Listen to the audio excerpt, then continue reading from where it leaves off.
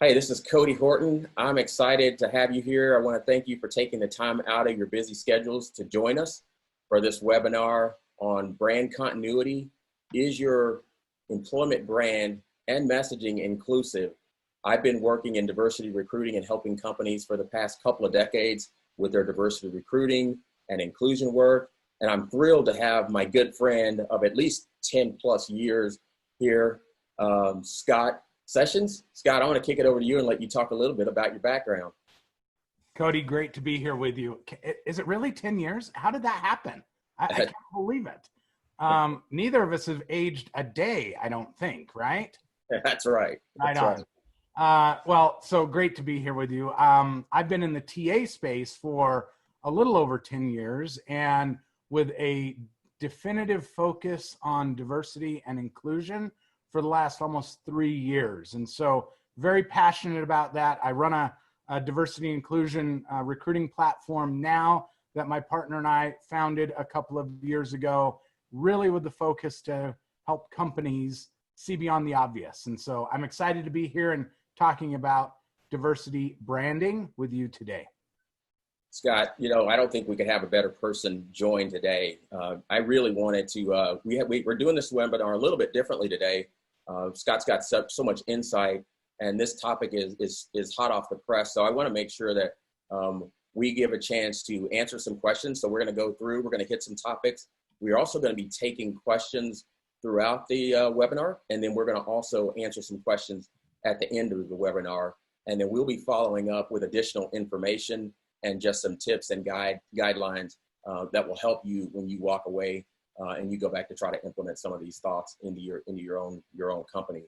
Scott, one of the questions I think we start with is really, what is an inclusive employer brand, and why is it important? Oh, that's a broad question. So there's employment branding, and then there's inclusive employment branding.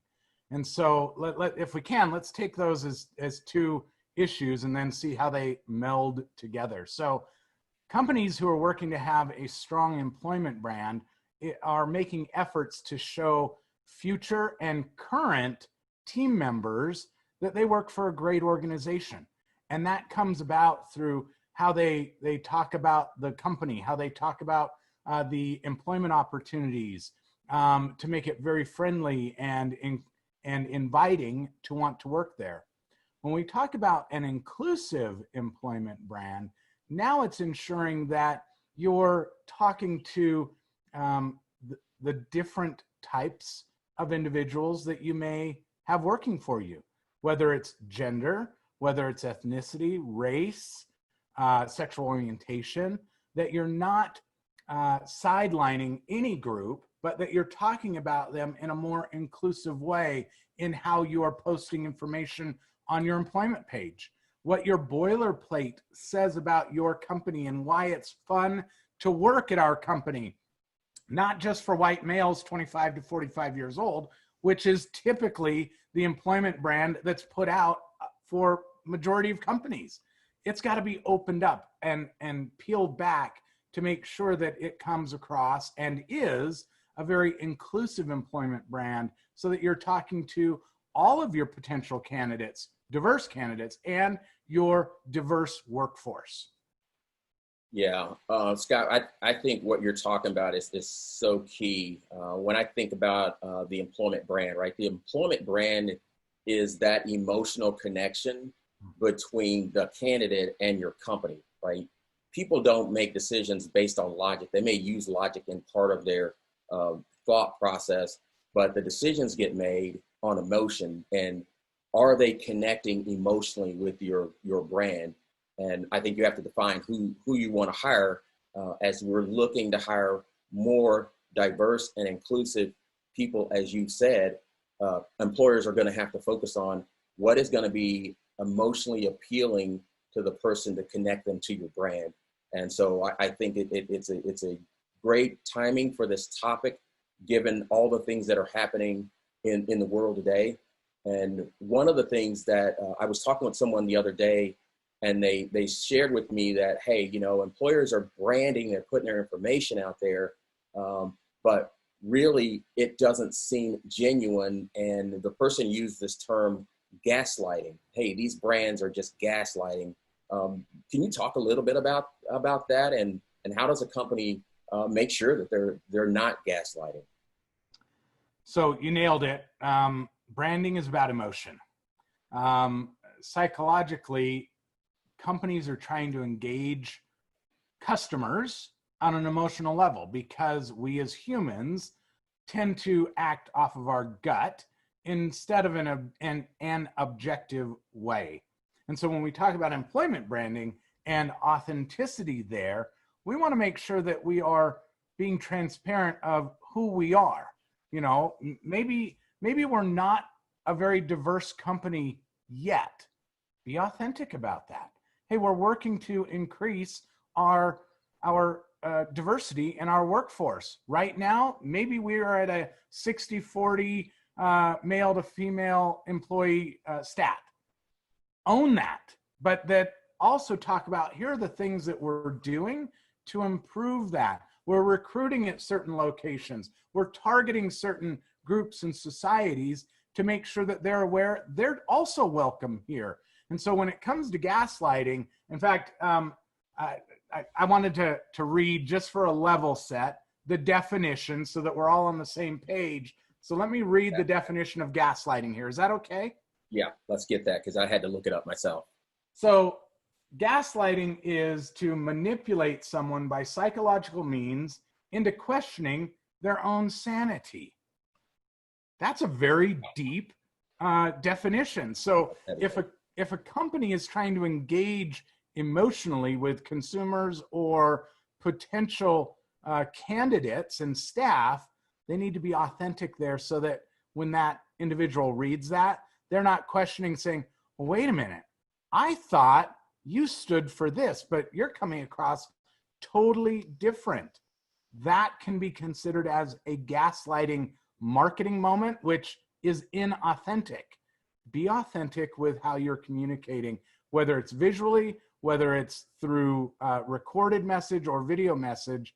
Present yourself in a way that really attracts that diverse group to you. Yeah, I think that I really appreciate you sharing that. Candidates are looking for that genuine messaging that comes out of that employer. I did some examples the other day where I was going through and looking at just different companies' websites and what's their messaging relative to what people are saying about that company. And one of the things that really stood out was the need for transparency, where you hear people say all the time they love working for this company because they're one of the best places to work. Do you have any advice for companies on how they get to that level of transparency and how they make their brand be authentic and genuine? It's got to start at a baseline, right? They've got to create their brand and who they want to be. They need to determine what values they want to communicate to the community.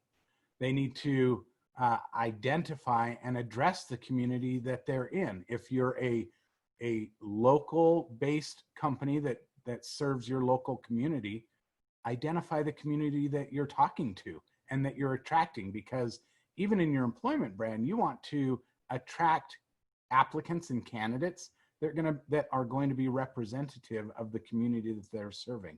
Now, if it's a regionalized, you might have a couple of different messages that you're going to share on a regional basis.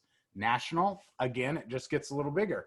Your overall national employment brand message is going to lead the way on your regionalized or localized employment brand. That then will help candidates to identify, wow, that's a company that addresses some of the values and concerns that I have. I need to research them more and see if that's a place that is a fit for me. Yeah. When I look at this from a candidate perspective, a lot of candidates are asking, I have people reach out to me and really ask about particular companies. And one of the things they ask is, hey, who do they hire at this company, right? Who do they try to hire at this company? And I haven't really seen evidence that they're reaching out and trying to get with me. And so one of the things that candidates are asking is, And I think everybody who's involved in employment branding should be thinking, why should a candidate work for your company? How do you answer that question, right? Is there a match, to your point, with the values of the company and the candidate? Because candidates are being much more selective about the companies they work for, even in times where there are lots of jobs out there, or maybe there are not that many jobs. Candidates are still thoughtful. It's not enough anymore to just have a job. They want to know, am I going to a place that values me? They're an inclusive organization. How do I make sure that I'm getting into a good deal and a place where I can grow and I can maintain my career? And sometimes you're just starting your career. And so candidates are really focused on how do they connect with this company. And I think one of the first things you have to do is you need to have that brand resonate with your internal workforce. Are your internal workers the ones who are going out and championing your cause? I'd love to get your thoughts on how a company can really prep their internal workforce to go out and be those brand ambassadors that so many companies need, because the employees have more connections than the company could ever have. And so I'd love to get your insight on that. So I'm going to answer that with a brief response now, but I want to go back to something you said a moment ago, which was that companies need to walk the walk, talk the talk, and walk the walk. And staff members, employees, team members are going to see that. And when they see that, they're going to embrace that brand that much more to be an ambassador for that brand. If the company ends up talking out of both sides of their face, it's not going to work.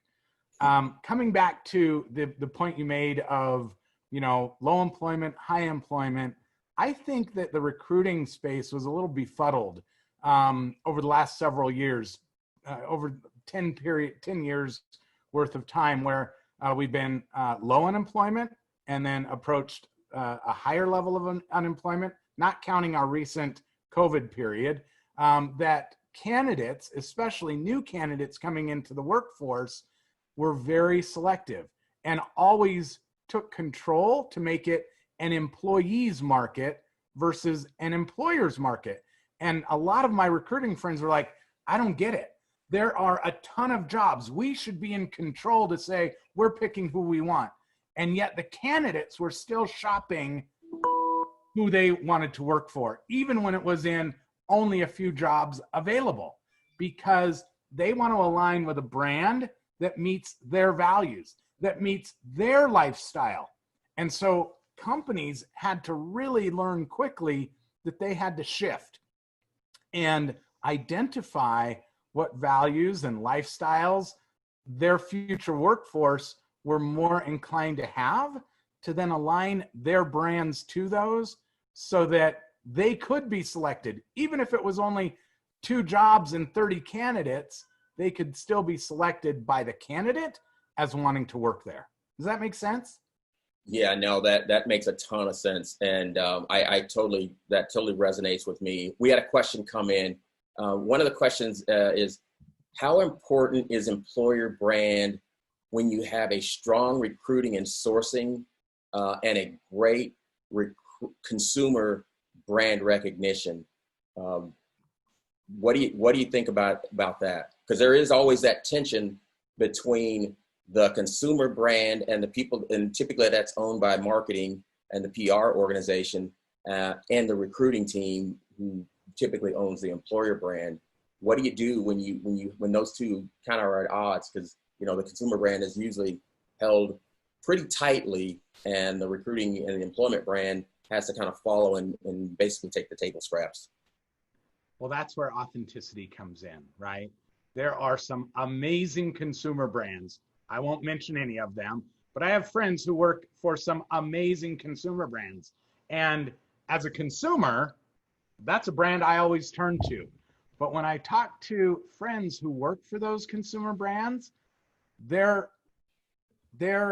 impression of the employment brand is almost the antithesis of the consumer brand. And so the consumer brand is all about getting more customers, but when it comes to being authentic to the employees, to the team members, it's almost customers first. You take what you get, and you're just lucky to work here because we have such an amazing consumer brand. That is a disservice to the employment brand and the recruiting team altogether, because it's like we say one thing, but we act another thing, which then really evolves to our employment brand. If you can get those two to meld together, and there are a lot of Silicon Valley tech companies who have succeeded in this, that their brand overall to their customers matches their employment brand, which only drives more highly qualified and talented talent to them to work, because not only are they a loved consumer brand, but they're also a loved employment brand. So it's critical there. But one of the questions here, I think, that was saying is, or I'm interpreting it as, we have great recruiters. Does our brand really matter? Well, yeah. Mario Andretti, I'm dating myself, is an amazing driver. Would you rather have him in a Formula One or a Yugo? Right. Yeah, absolutely. No, it's a great point. One of the exercises that I did a week ago is I went through and I looked at some different companies. Some of the places, and I'd love to have you comment on this, but I'm going to walk through some of these. Some of the things that I looked at and I mimicked kind of the behavior of a candidate is I went and I looked at some company websites, right? I looked at their website to see, what does the leadership team look like?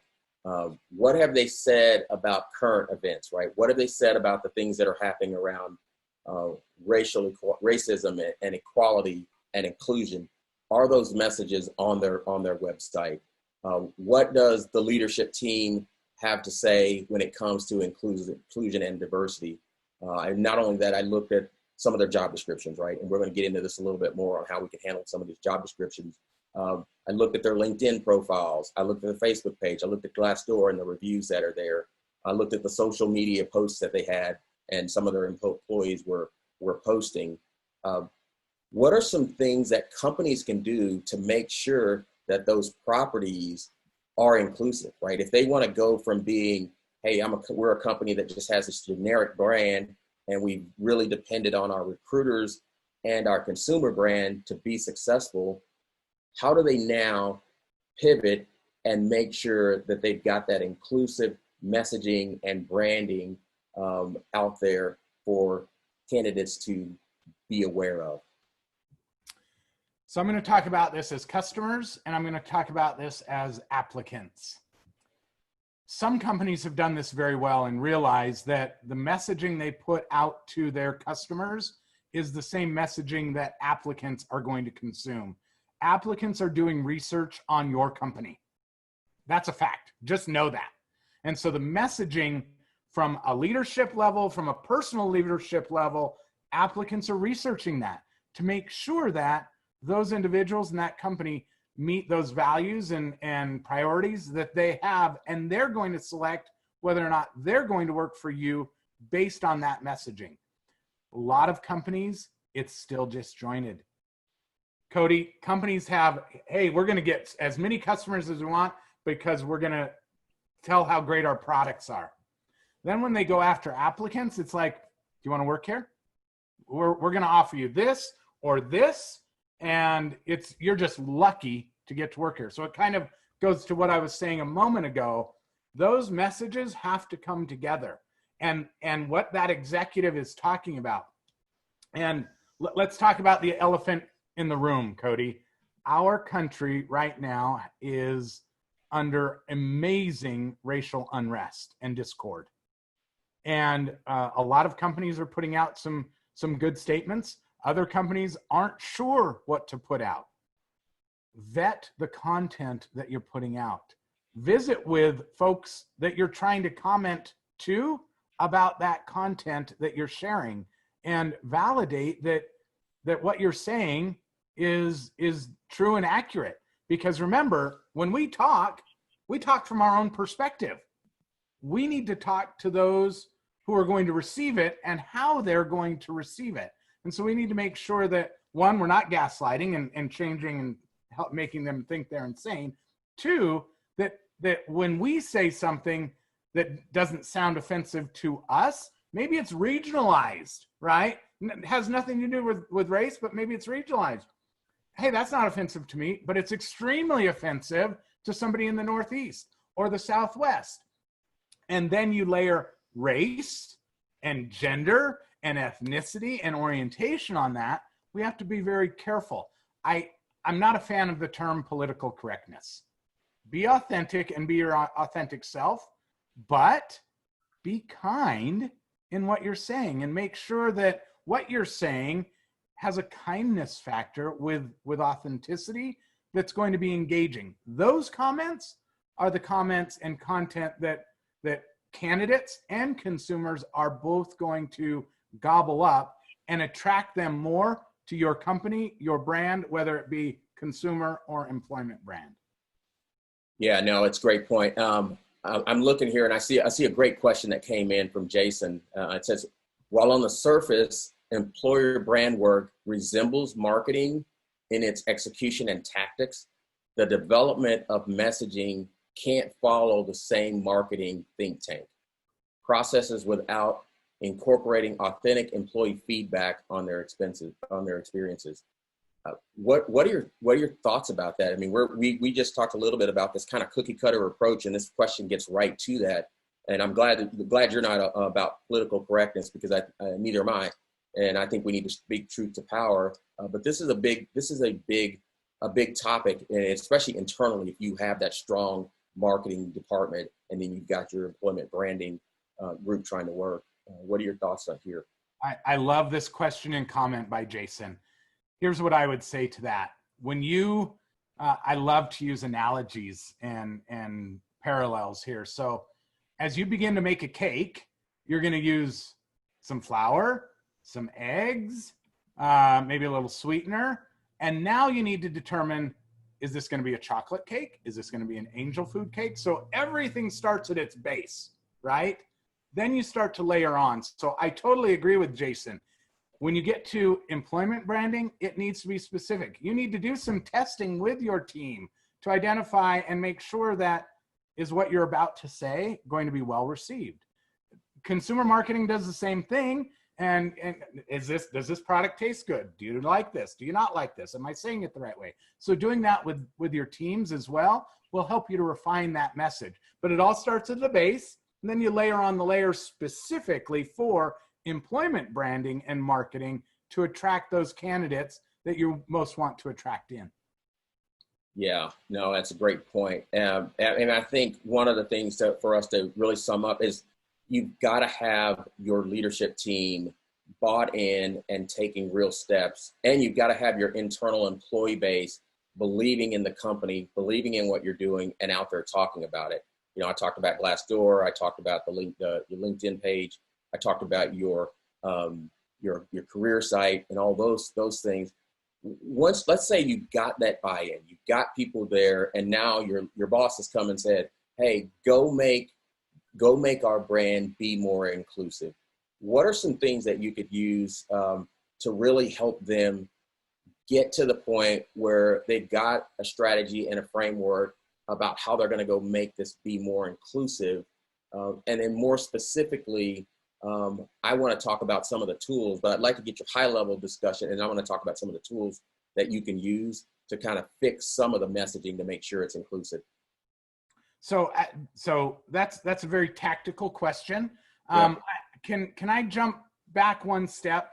I know you do a lot of consulting in your work, and you just talked about getting executive buy-in on what the strategy is.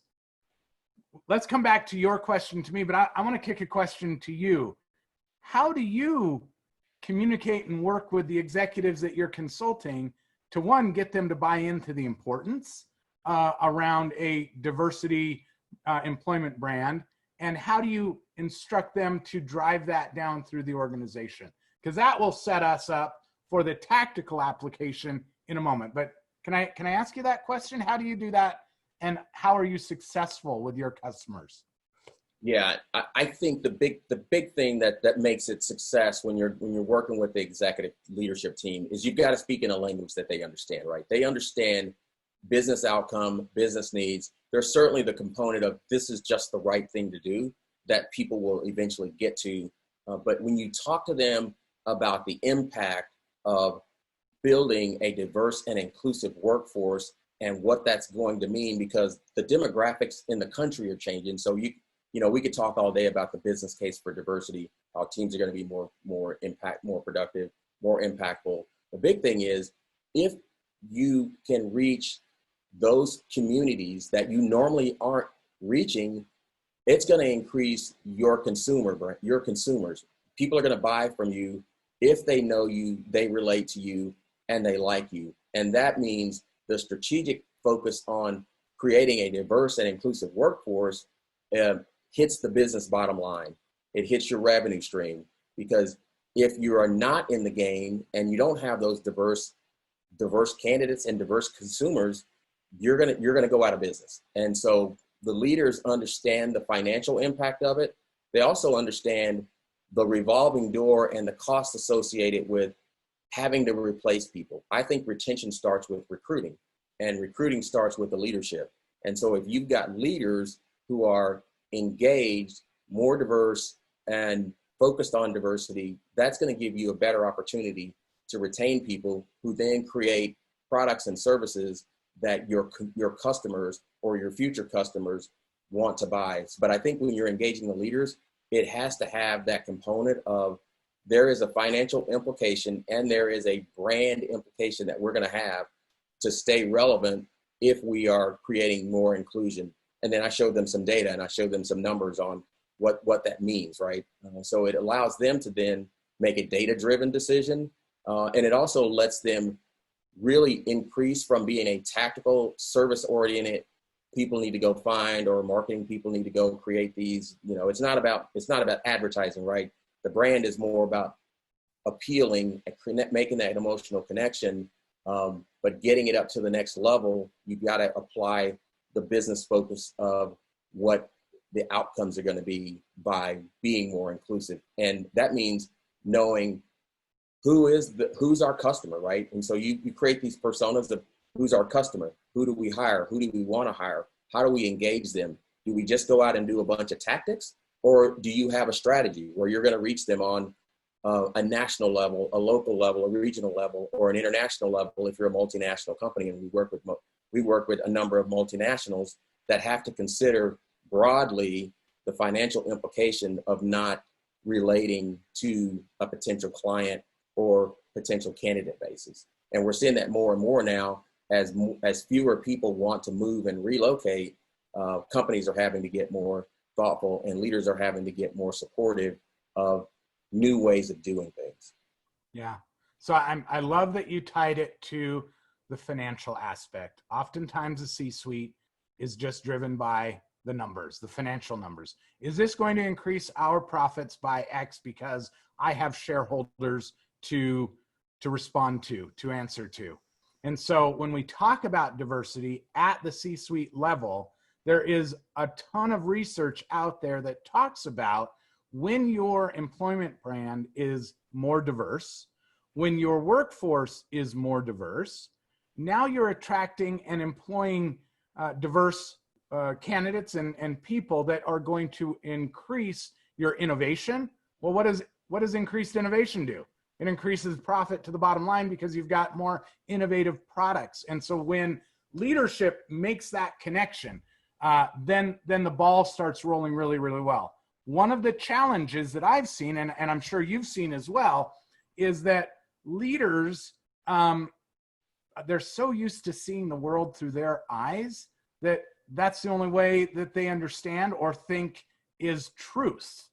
And so we have to help them overcome their own preferences. And I'm going to use the B word here, biases, so that first they have to recognize the fact that they're human, that they have preferences and biases. That's just a fact of life. Everybody that's online with us today, if you're a human being, you have your own preferences and biases. Being aware of those is something altogether different. And so we have to help them become aware of them so that they can address them. One of the tactics or strategies, if you will, is helping your leadership and overall workforce become aware of the fact that they have their own preferences equating to biases. And when that awareness is increased, now you can start to develop more inclusive employment branding, because now you know how to talk to others versus only talking to, in your case, Cody, Black males. In my case, white males, right? And for women, they need to step out of that and realize they're talking to other people and get away from their own preconceived only truth and realize that other people see things a little differently. And so there are tools out there that can help you do that, but really starting at top down, there's a financial benefit and working that through. So thank you for sharing your experience with that. Yeah, one of the topics you just made me think about something that came up. So I was talking to someone a week ago, and he mentioned that when a company was creating one of their premier gaming systems, they started out and the team was all white males, average size American, U.S. based folks. The product that they created had a controller, and the controller was too big for the hands of women. And so they had to go back and redesign it. But the fact that they created that because they didn't have inclusion on their team and they didn't have a diverse team is just an example of how things can go wrong if you don't have that diverse and inclusive perspective when you're in your company. Just think how the auto industry is going to change with now a female CEO at the helm of one of the major big three auto manufacturers in the US. It's going to be quite interesting to see how car development is going to evolve because of that. Yeah.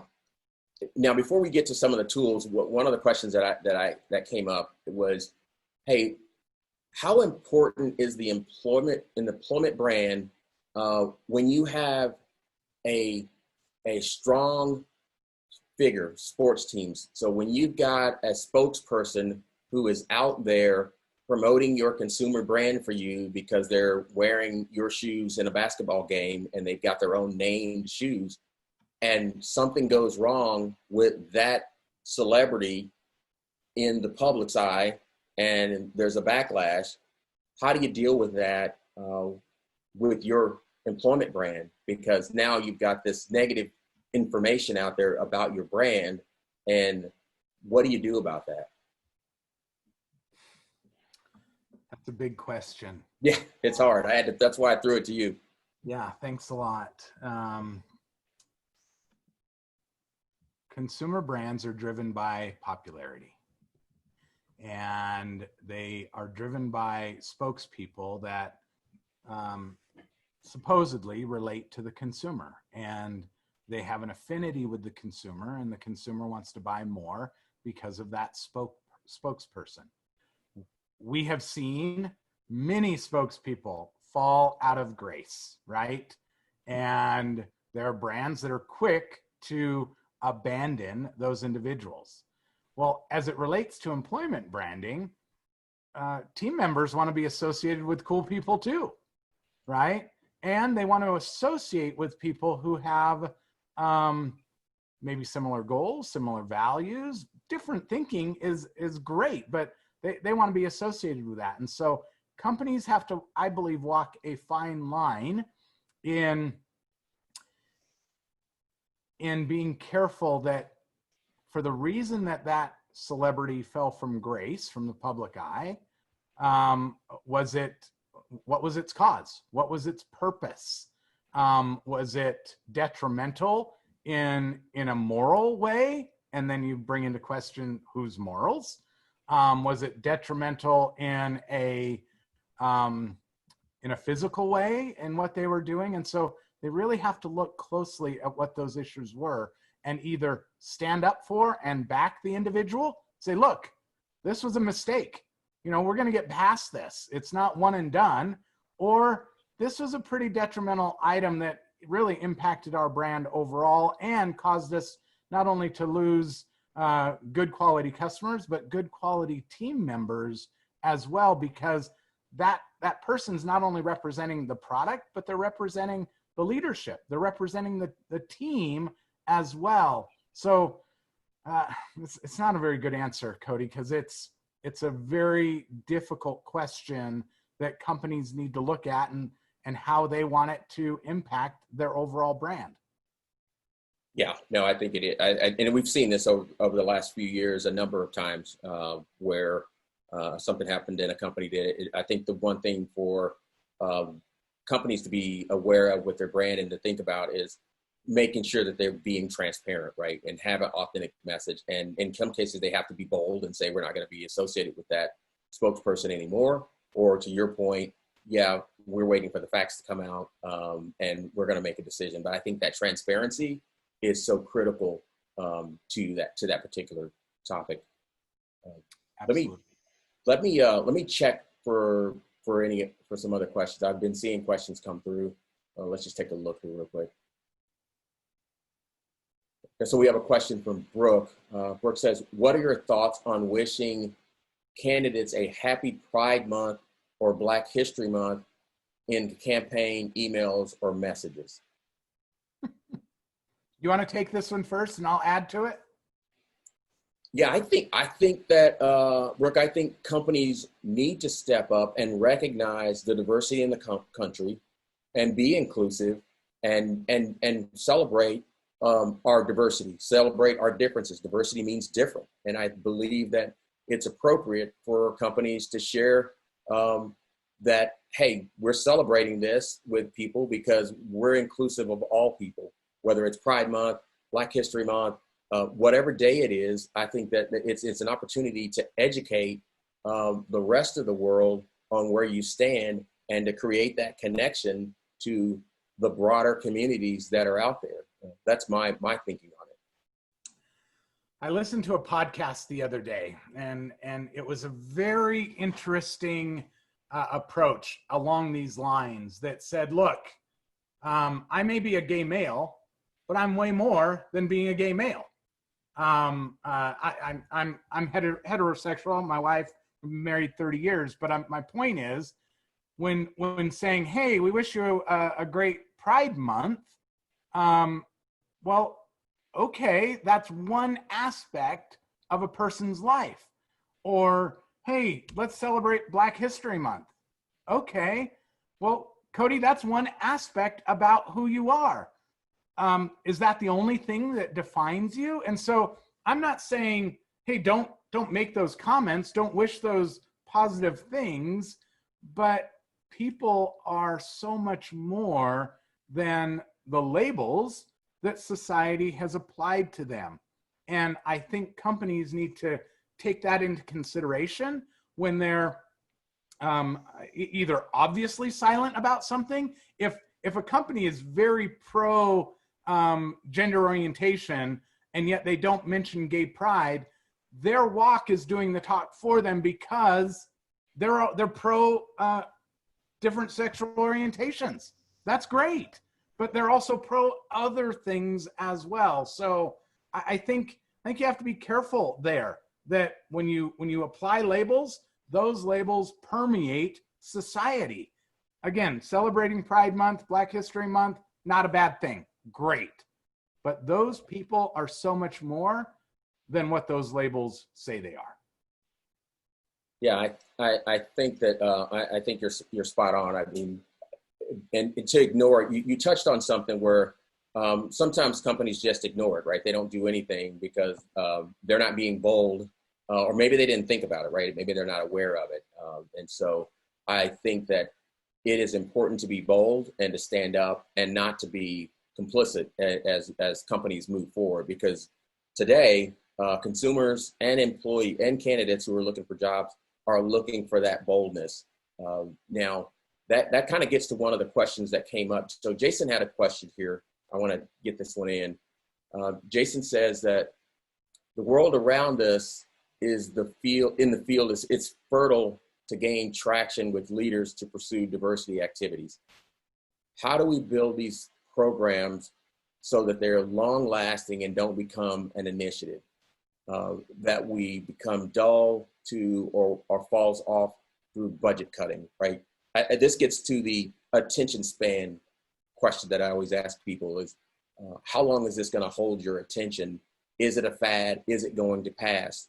I always refer to diversity and inclusion work as efforts, right? You're moving forward with the efforts and versus creating this initiative that's going to go away. And I think you always have to be focused on evolving and becoming more diverse and inclusive, where people have equity and they feel like they belong. But what are your thoughts on how you keep this from being kind of the flavor of the day, because there's plenty of money and there's plenty of enthusiasm behind it, and then in 2-3 months, when things go back to some kind of normalcy that people are thinking it's going to go back, it falls off the radar and it's defunded. I started my company 2 years ago. The message I shared 2 years ago was just as important then as the message is today. Same message. Be consciously inclusive, okay?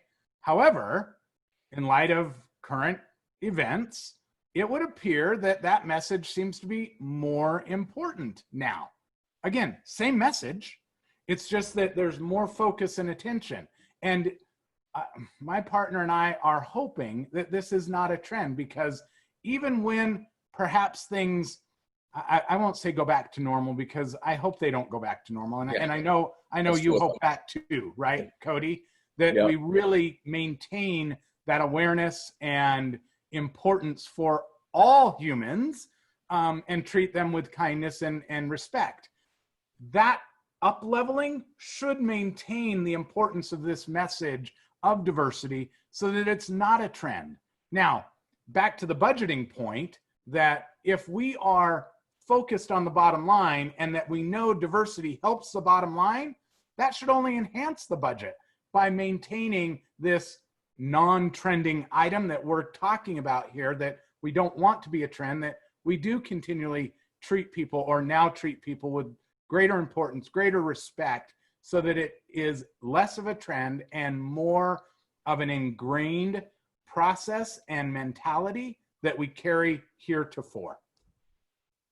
Yeah, no, great point. And Brooke, one of the comments from Brooke was that, hey, it's great advice. I feel that a lot of us in HR and recruiting feel nervous to send out messaging, as they feel like people who are biased won't respond well, and they're going to get a negative response. How do you encourage someone, even people on this call or others in HR and recruiting, who want to have something to say, but they hold off just because they're nervous about the response they're going to get? What advice would you give there? I'm going to go back to what Jason said a moment ago in one of his questions, which was, you've got to test your messaging. So, Cody, I'm not a female, okay? I'm a male. But when I am writing something that is to attract females specifically, I'm going to do some checking.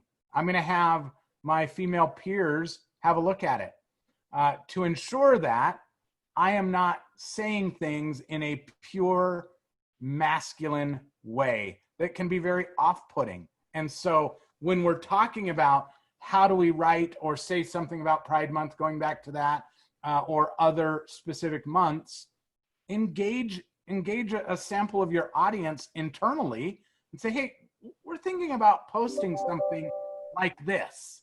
Are we saying it in an appropriate way? Not, again, politically correct, but we want to be bold, but we want to be sensitive as well. I have a personal mantra that is bold humility. That if you approach something with meekness and humility, you can be bold and it can be well received, but make sure that you are testing through and validating to check yourself. Because again, our preferences are our preferences, and we think, hey, they're great, until somebody else reads them and gives us a total backlash on, I can't believe you said that. Why in the world would you say something? Well, to me, it didn't seem terrible, when in fact it was. So just run a check on it. Make sure it's meeting the audience snuff test. Yeah, no, great point. And so one of the things I want to make sure that we cover are some tools that people can use. And so there are a lot of tools out there. There are a couple of tools that I've used that I know are out there in companies, or people are using those. One is Textio, right? We want to make sure that as you're writing a job description, or as you're creating content for your website or for an article, you're checking to exactly what your point is, Scott. Is that an inclusive message, right? Have you checked it for bias and gender language, masculinity? And Textio's one. You can certainly get that. Go to that link. Try their product. Another product. It's a full suite of products called OnGig. And one of my favorites, and I'm gonna let you talk about this, is TalVista. You want to talk a little bit about TalVista? Well, thank you. So we all need tools to help us do our work better. I love to use this example. Everybody who wears a smartwatch, oh, you can't see that here, let me put it there. Everybody who wears a smartwatch is wearing that smartwatch, one, to keep them on time. Well, can't you do that with your brain? Remind them of appointments, remind them to stand up and walk around every 30 minutes, count their paces, how much water are you drinking? Well, the brain is pretty powerful. Why don't we just let it do it? Oh, because we forget and we get tied up in other things. What about spell check? Cody, I don't know about you, but I use spell check on a regular basis. All the time. Because I don't remember those things. Well, when it comes to writing for diversity, our platform provides a tool that helps you to optimize your emails, your website content, your job postings, to ensure that they are as diverse as possible, not just on gender parity, but also for people of color and people with disabilities. So it's like a diversity checker is to what a word spell checker is for Word. But we don't stop there. We talked about bias a moment ago. We all have it. We don't like to admit it, but how do we be more consciously inclusive? So we actually produce and provide a resume redaction tool. We show the original resume, but redact out names, schools, places, previous employers as options, so that now a hiring leader can look at a resume for skills, experience, and education level versus a name. Now, here's a really basic example. You read a resume and you can't pronounce the name. That's going to happen. Well, in our primitive brain, that creates some discomfort. Well, that discomfort equals unsafe, and unsafe in our brain says false. And in a millisecond, we've taken a highly qualified candidate strictly based on their name, and we've set it aside to not advance forward. So by redacting a resume, the way we do it, it helps that qualified candidate, regardless of their race, gender, ethnicity, age, to be able to advance through. And so that's just a couple of the tools that we use. And we need tools as human beings to help us do our work. It's not a bad thing. Training is fantastic, but training oftentimes is forgotten 30, 60, 90 days. But when we reinforce that with tools, now that training sticks and we become a more diverse employment brand and attracting those candidates in. Is that okay? I hope that was okay to share. Yeah, no, I think it's great. And I there's some other things. So we're certainly looking at that part of making sure that you got that inclusive content, right? I think the low-hanging fruit is to take one of the tools. Certainly we use TalVista here, and use that to make sure you've got an inclusive job description and make sure your articles are inclusive. So that some amazing tools there. Some things that you can build, you can use on top of this, and I feel free to jump in on any of these. There's the Hemingway app, right? So there are things that you want to do so that your content is readable at levels that people can read, right? Most recruiters are going to write something and it's going to be at like the 14th grade level, which makes it really hard to read, especially if you're on a phone. So to get more people to read your content, get them to opt in, take it down a notch and have it be at the 7th or 8th grade level. I think there's one company that actually writes their content so that their ads so that they're at the 3rd grade level. The easier it is to read, the more people are going to read it. So using products like Hemingway is an app. Microsoft Word has a readability statistics that allow you to see what level you're writing at. There's the gender decoder. It works on the gender component of it. And then certainly there's Grammarly, that's there. So any thoughts on any of those products, Scott? And So we use Grammarly. It actually overlays our writing product seamlessly. It's a free plugin on your browser, but it not only checks spelling and punctuation, but it'll also check the tone. And so it'll point out, hey, this is pretty aggressively written. I'll use that personally for some contracts that I'm writing, and I want to make sure that they're aggressive, but never in marketing copy. I want it to be fun, uplifting, inviting. And so Grammarly has shown to be a really good tool for us. Again, it's not our tool, but it overlays us so that you not only get the best of your diversity checker with us, but when you're using Grammarly, you get spell check, grammar check, and a tonality check all in one place to then really use good email, good web copy, or job postings effectively. Yeah. And one of a thing I found out about when I was doing some research, getting ready for this, and most of the writers know about this, is that the AP style book, they updated the AP style book to handle race-related coverage and issues and how you approach that. And so if you haven't seen that, that's another tool that you can look at to give you some insight. And there's certainly tools that you can use to see what companies out there have those standout inclusive brands, right? And so I know we're coming. Don't be afraid of the tools. Yeah. And don't be ashamed that you need tools. Would you rather walk from Los Angeles to New York, or do you want to take a plane? Your choice. It's a tool. Yeah. Use it. Yeah, no, that's exactly it. And, so Scott, if you were to give, a few tips, just someone that could, what they could go do now to get the process started of either evaluating to see if they have an inclusive brand or moving their brand toward being more inclusive, what are some of the top few things that someone could take away? Start out by taking the content that you have, your recruiting, marketing content, and share it with your diverse workforce. And be vulnerable. It's okay. They're gonna slam you in some places, and they're gonna praise you in other places. Be willing to be open and accept that, because until you have awareness, you don't know where the problem is. So gain awareness. That's number one. Number two, now you have awareness. Now you've got to figure out how you're going to improve, whether it's with tools, whether it's you write internally and then do another test with your target market to ensure that you're on point. And again, like you use a spell check to make sure that you're spelling everything right, use a tool that's going to make sure you are attracting and talking to a diverse candidate pool. Otherwise, you're going to exclude highly qualified talent that are going to say you're inclusive, but you do not write as though you are inclusive. So get that in line and take baby steps. Third and final, don't be afraid to reach out to companies who have tools and learn what they have available. I will say this, they're in business to sell product. Learn, and if you're not interested, tell them that. Don't ask the questions and then all of a sudden ghost them because they're trying to figure out, are you interested or not?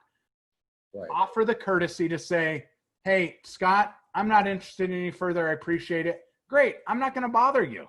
But my team's job is to educate and sell product so that you can take advantage of that. If you're not interested, be honest about it. And Cody, I'm sure you have that same issue when you're talking to clients on your consulting business. Yeah, absolutely. Well, I think this has been amazing. It's been really helpful, Scott. I would offer to anyone that we'll take a look at your website, look at some JDs. I know that we use TalVista all the time, so TalVista would be a great product for your job descriptions. Really powerful. And then we'll just do an evaluation and send you what we found with your sites and your content and your social media. And to Scott's point, if you don't have the expertise in-house or the time to do it, find an expert to help you. That's one of the things that I think will make a big difference.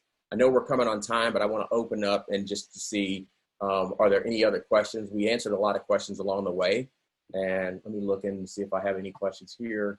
Jeff, do you have anyone bring in questions to you? No, I think you've covered it. Perfect. Well, want to thank everyone. Want to thank Scott for joining. You got amazing information.